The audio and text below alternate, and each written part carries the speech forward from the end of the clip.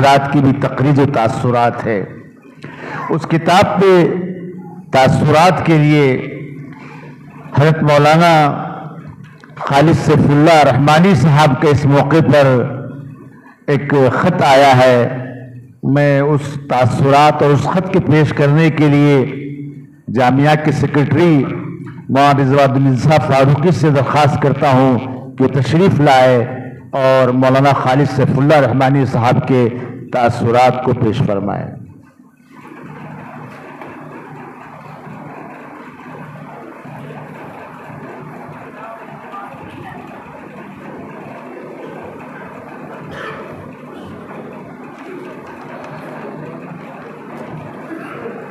نحمدہ و نصلی علی رسولہ الکریم، اما بعد۔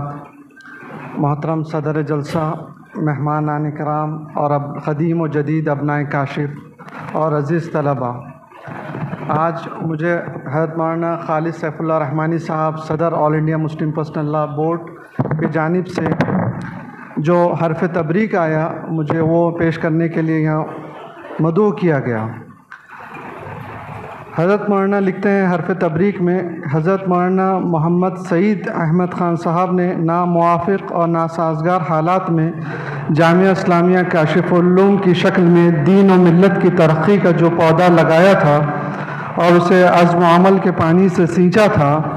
آج وہ تناور درخت بن کر نہ صرف مصائب کی کڑی دھوپ میں ملت کو سایہ فراہم کر رہا ہے،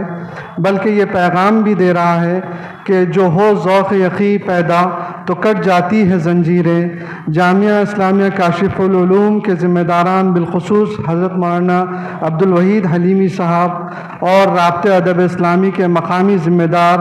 معروف فاضل اور مقبول قلمکار حضرت مولانا محمد صدر الحسن صاحب مبارکباد کے مستحق ہیں کہ انہوں نے رابطہ ادب اسلامی شاخ مہاراشٹر کے تحت ملت کے اس غمخوار کی سیرت اور سوانے پر 2 روزہ سیمینار منعقد کیا اور ایک طرح سے احیاء موتی کا کام انجام دیا۔ مزید خوشی کی بات یہ ہے کہ اس وقی سیمینار کے مقالات کے مجموعے کو طبع کیا گیا ہے اور اس کی رسم اجرا عمل میں آ رہی ہے۔ یقیناً یہ بانی ادارہ کے لیے بہترین خراج عقیدت اور ابنائے کاشف کے لیے شاہراہ عمل ہے،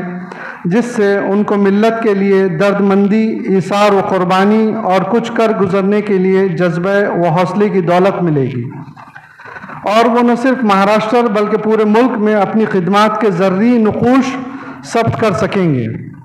نیز اپنے بزرگوں کی زندگی کو آئینہ بنا کر ہمیشہ اس میں اپنے چہرے کے خد و خال درست کیا کریں گے۔ اللہ تعالیٰ تعلیم و دعوت کے اس چمن کو سدا بہار رکھے اور اس کے پھولوں کی خوشبو دور دور تک پھیلے۔